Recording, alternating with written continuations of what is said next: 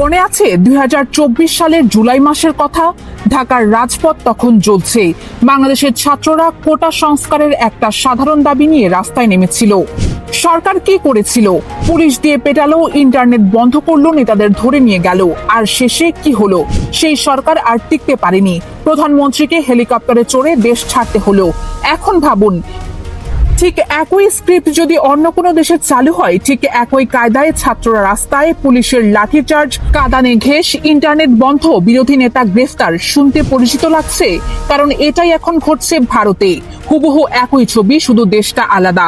ভারতে প্রতি বছর লাখ লাখ ছেলে মেয়ে ডাক্তার হওয়ার স্বপ্ন নিয়ে একটি পরীক্ষায় বসে। সেই পরীক্ষার নাম নিট। এটা ভারতের মেডিকেল ভর্তির একমাত্র প্রবেশদ্বার। একটি পরিবারের সমস্ত সঞ্চয়, একটি ছাত্রের বছরের পর বছরের কঠোর পরিশ্রম, সবকিছু নির্ভর করে এই একটি পরীক্ষার উপর।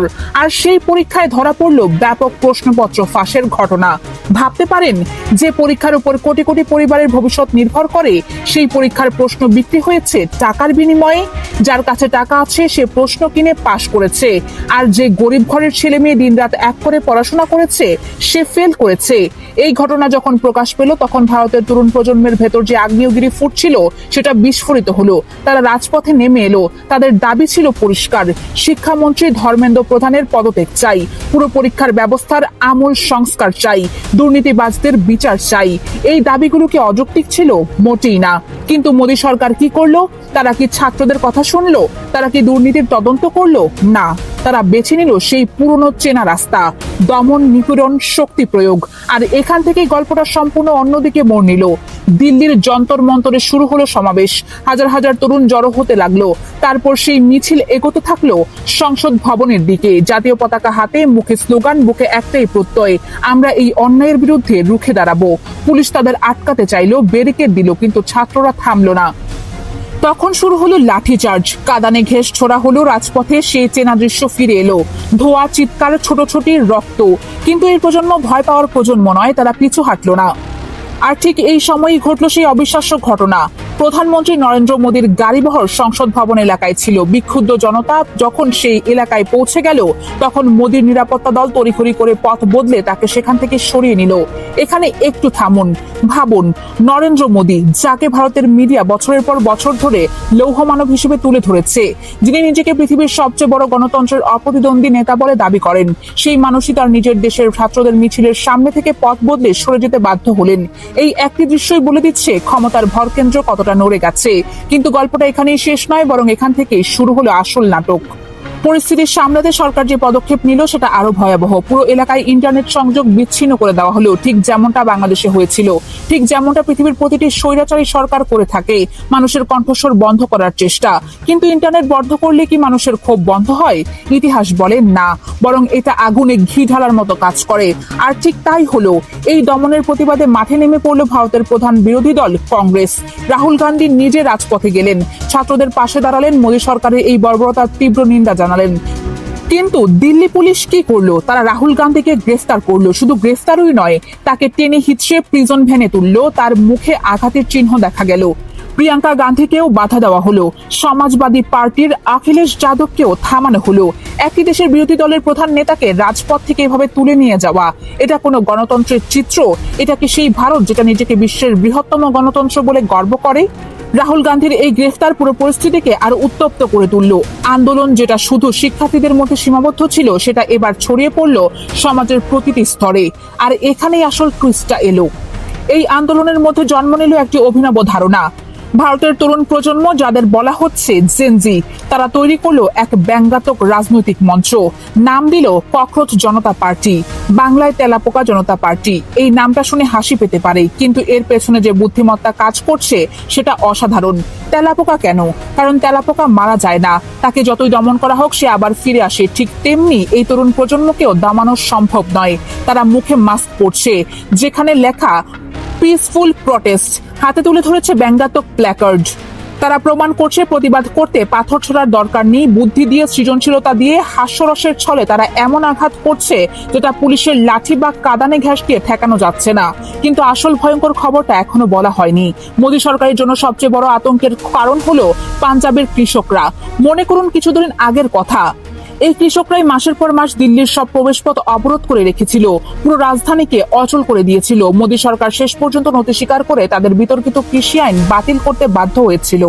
সেই একই কৃষকরা এবার ঘোষণা দিয়েছে তারা এই ছাত্র আন্দোলনে যোগ দেবে। ট্রাক্টর নিয়ে রওনা দিয়েছে দিল্লির দিকে। এখন একটু হিসাব মেলান, একদিকে ক্ষুদ্র ছাত্র সমাজ, হাতে স্মার্টফোন আর অদম্য সাহস, অন্যদিকে বিরোধী রাজনৈতিক দল যারা এবার আগের যে কোনো সময়ের চেয়ে সংগঠিত এবং আক্রমণাত্মক। আর তার সাথে যুক্ত হচ্ছে পাবনা আর হরিয়ানার সেই ইস্পাত কঠিন কৃষক সমাজ যারা একবার রাস্তায় নামলে ফিরে যায় না। এই তিন শক্তি যদি একসাথে মিলে যায় তাহলে কি হবে? এই প্রশ্নের উত্তরটা ভাবলেই গায়ে কাঁটা দেয়। আর এখানেই বাংলাদেশের সাথে ভারতের পরিস্থিতির মিলটা সবচেয়ে বেশি চোখে পড়ে। বাংলাদেশেও কিন্তু শুরুটা ছিল ছোট, কোটা সংস্কারের দাবি, কিন্তু সরকার যখন দমন করতে গেল তখন সেই ছোট দাবি পরিণত হলো সরকার পতনের বিশাল আন্দোলনে। সেখানেও পুলিশ মারলো, ইন্টারনেট বন্ধ করলো, নেতাদের ধরে নিল, কিন্তু কিছুই কাজ করেনি। শেষ পর্যন্ত প্রধানমন্ত্রীকে দেশ ছাড়তে হলো। ভারতে কি ঠিক এখন একই ধরনের পরিস্থিতি তৈরি হচ্ছে? একই কায়দায় দমন চলছে, একই কায়দায় ছাত্ররা রুখে দাঁড়াচ্ছে, একই কায়দায় সরকার আরো বেশি কঠোর হচ্ছে, আর আন্দোলন আরো বেশি ছড়িয়ে পড়ছে। সবচেয়ে চমকপ্রদ বিষয় হলো এই আন্দোলনের ঢেউ এখন ভারতের সীমানা পাড়িয়ে গেছে। নিউ ইয়র্কে, লন্ডনে, সান জোসেতে, ডাবলিনে প্রবাসী ভারতীয়রা রাস্তায় নেমেছে, প্লেকার্ড হাতে মোদী সরকারের বিরুদ্ধে স্লোগান দিচ্ছে। বিখ্যাত পরিবেশ কর্মী সোনম ওয়াংচুকের অনশনের সাথে সংহতি জানাচ্ছে। বিশ্বমঞ্চে এই দৃশ্যগুলো মোদী সরকারের জন্য ভয়াবহ বিব্রতকর। যে মোদী নিজেকে গণতন্ত্রের রক্ষক বলে বিশ্ব দরবারে বুক ফুলিয়ে দাঁড়ান, তার দেশের ছাত্রদের পেটানোর ভিডিও যখন লন্ডনের টাইমস স্কয়ারে বা নিউ ইয়র্কের রাজপথে প্রদর্শিত হয়, তখন সেই মুখোশ আর ধরে রাখা যায় না। এবার আসি সবচেয়ে গুরুত্বপূর্ণ বিশ্লেষণে। 2014 এবং 2019 সালে মোদী ভারতের সংসদে নিরঙ্কুশ সংখ্যাগরিষ্ঠতা নিয়ে জিতেছিলেন। তখন তিনি ছিলেন অপ্রতিদ্বন্দ্বী, বিরোধী দল ছিল ছিন্ন ভিন্ন। কিন্তু 2024 সালের নির্বাচনে চিত্রটা পুরোপুরি বদলে গেছে। বিজেপি একা সংখ্যাগরিষ্ঠতা পায়নি, শরিক দলগুলোর কাঁধে ভর দিয়ে কোনো মতে সরকার গঠন করেছে। সংসদে বিরোধী দল এবার অনেক বেশি শক্তিশালী। এখন যদি রাজপথে এই ধরনের বিশাল আন্দোলন চলতে থাকে, তাহলে মোদীর শরিক দলগুলো কতদিন তার পাশে দাঁড়িয়ে থাকবে? রাজনীতিতে একটা কথা আছে, ডুবন্ত জাহাজ থেকে ইঁদুর আগে পালায়। শরিক দলগুলো যদি বুঝতে পারে যে মোদীর সাথে থাকলে তাদের নিজেদের অস্তিত্ব বিপন্ন হবে, তাহলে তারা কি একটুও দ্বিধা করবে সরে যেতে? আর ঠিক এখানেই সবচেয়ে বড় প্রশ্নটা এসে দাঁড়ায়, ভারতে কি বাংলাদেশের মতো গণঅভ্যুত্থান সম্ভব? অনেকে বলবেন ভারত অনেক বড় দেশ, সেখানে এটা হওয়া সম্ভব নয়।